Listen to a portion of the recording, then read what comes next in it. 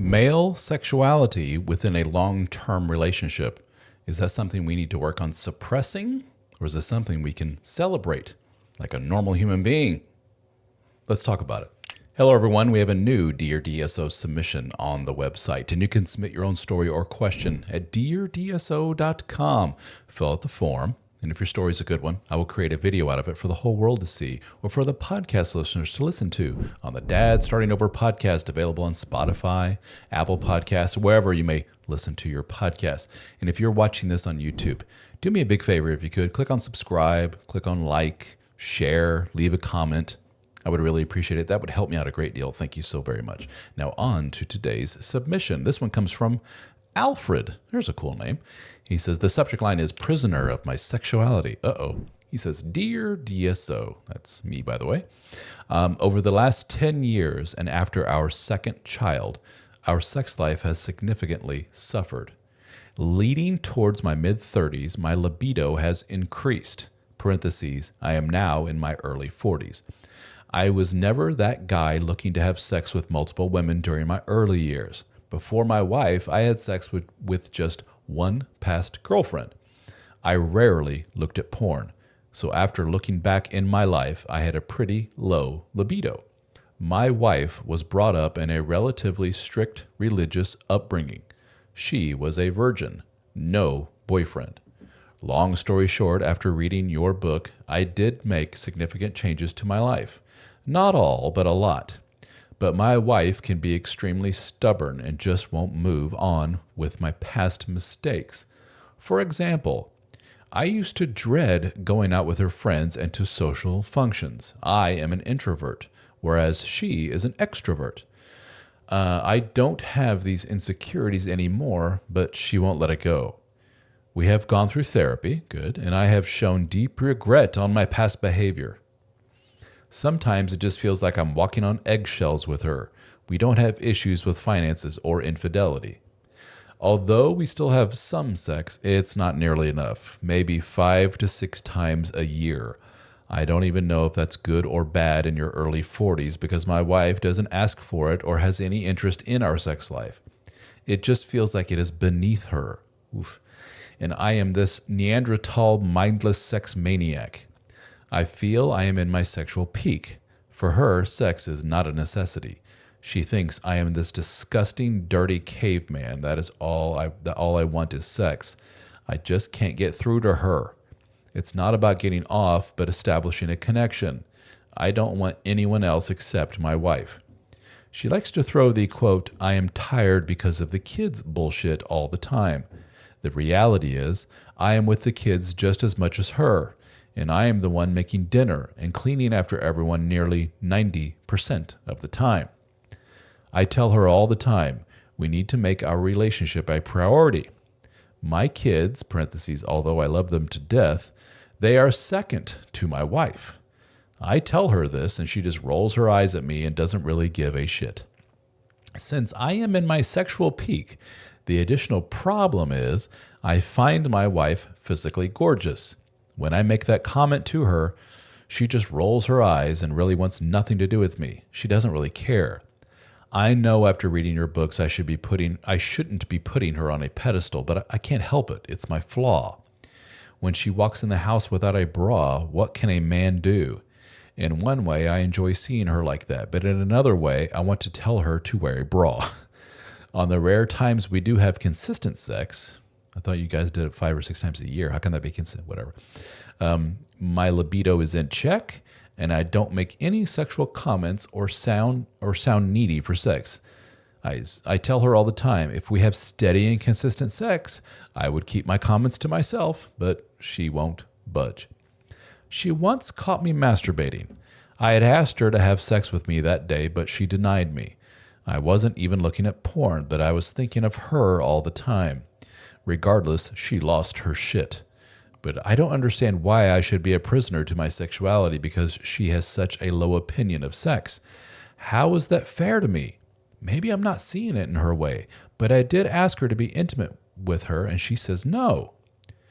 Am I being selfish of my own sexual desires? Am I this crazy sex maniac?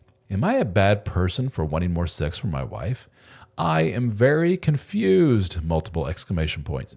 Well, Mr. What was it? Alfred? Oh, yeah, how could I forget?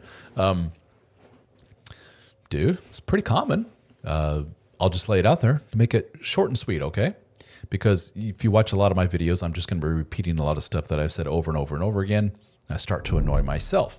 But this is the quintessential Mr. Anxious dude who has very little relationship experience, very little sexual experience. You talked about yourself being low libido. It could have been just a lack of experience, didn't really expose that side of yourself. Very suppressed, childhood or background, whatever it may be. It's not, quote, normal for a guy to be like low libido. And then once he hits his 30s, like kaboom, everything just explodes. And all of a sudden I want sex. It's probably by virtue of the fact that you're now with a woman that you're like, oh, now I get to realize this about myself. Right. And she, on the other hand, is acting very, very avoidant. So you're Mr. Anxious. She's very avoidant. This is the boilerplate, typical cookie cutter relationship template that we see for people that reach out to me. Man anxious, woman avoidant. We see it millions and millions of times over and over and over again, right? Okay, millions is a bit of an exaggeration, thousands of times. But, and the fact that she was brought up in a strict religious upbringing, not helping things. She was a virgin. I know a lot of guys here and there are like, woohoo, but that doesn't help things either because she frankly has zero sexual experience. She doesn't know what she likes and doesn't like. That doesn't bode well for a future sexual relationship. No boyfriend, no nothing. So you got her fresh out of the box, so to speak. And you're like, let's just roll the dice and hope that this is a sexy woman. And no, shit, she's not. No, she's not. She was raised a certain way. She had a front row seat for this is how men and women behave. There's no sexy, no love behind it, if I had to guess. Now, we are only hearing one side of the story, and that's your side, Alfred. We're not hearing her side of the story. I bet you if we talked to her, she would say, this is the most needy, pushy, always smothering me kind of dude, because she's avoidant, and they're very sensitive to that. And you are, in fact, very needy. You're overly thinking about her. You're overly attached to this woman. You're very codependent. This woman has, in very, very blunt terms, told you again and again to get the hell away from her. She doesn't want you. And yet you keep pursuing and you keep harping and ruminating on the fact that this is not fair. This is not good. She should be this other way. But the fact that she's this way really hurts me. And this nonsense about you used to be very introverted. Now you're extroverted. And that's the cause of all your problems. It's just horseshit. Just throw that out. No, it's nonsense. I'm sure that there's some resentment over some past moments, but that does not dictate why she seems to be such an asexual creature now, especially towards you. And then the shaming of your self-servicing, servicing yourself and all this other stuff. It just points to a person. She is not a sexual being, dude. Whether that's a biological thing, whether that's a cultural thing or whatever it may be, it ain't her. She doesn't want you. Leave her alone. Stop trying to shoehorn your way into her and to her life. Let this one go. I know. Easier said than done. I'm not hearing the whole story. Okay. I would recommend, but you've already been to therapy. You've already been down that road. So what am I talking about? I'm taking everything you say at face value. I'm believing Alfred 100%. There's no other side of the story here. Alfred's is the gospel, right? If that's the case, dude, there's no hope here. You've done the work. You've tried working with her. You've tried pleading with her. You've done the work through my book, I assume, and everything else, and you've gone to the therapy. Yeah, you say you read my book, you make significant changes to your life, all that good stuff. And she's just like, no, dude, I don't want you. There's no need for that in my life anymore. Cool. But you're not of the same mindset. These things happen, dude. I mean, it's not just a sexual thing. People grow apart in relationships all the time. Things like when kids come into the picture, for a lot of people, that seems to cause the split. Major job change, major health scare seems to cause a rift in a lot of people. And your thing seems to be the kids, which puts a spotlight on the sexual, the differences between you two sexually. No, let me just put this to rest. You're not a weirdo. You're not some kind of Neanderthal, whatever. You're a healthy dude. Congrats. Every healthy male has a pretty strong libido. And we learn to work with our wife, who's obviously lower than us usually. We learn to come to some kind of compromise. We make connections. We have independent lives. When we come together, it's great. And we have a healthy sex life as a result. ideally. But you're just like, even with all this work, even with the therapy and everything, 5 to 6 times a year, she makes you feel like crap. She shames you for any kind of overt sexuality on your part. That's who she is, dude.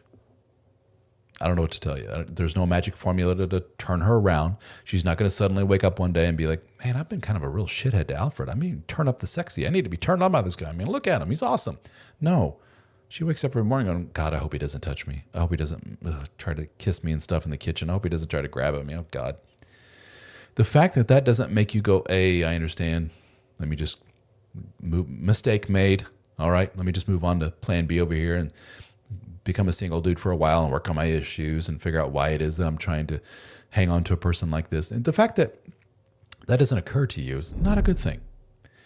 The fact that you're buried in like a tick with this woman and she keeps picking you off and throwing and discarding you and you keep running back and burrowing in again, that doesn't bode well for you, dude. It doesn't bode well for your mental health and your growth as a human being. You need to figure out what's going on there. Maybe some individual therapy. Maybe join our group, the Brotherhood, helpformen.com. Go to helpformen.com/join. Support community for other guys going through stuff like this. So check it out. We do meetings and discussion forums and all kinds of good stuff. You can chat with me one-on-one if you want to work through this, in addition to therapy, which I suggest you go to. I'm not a therapist.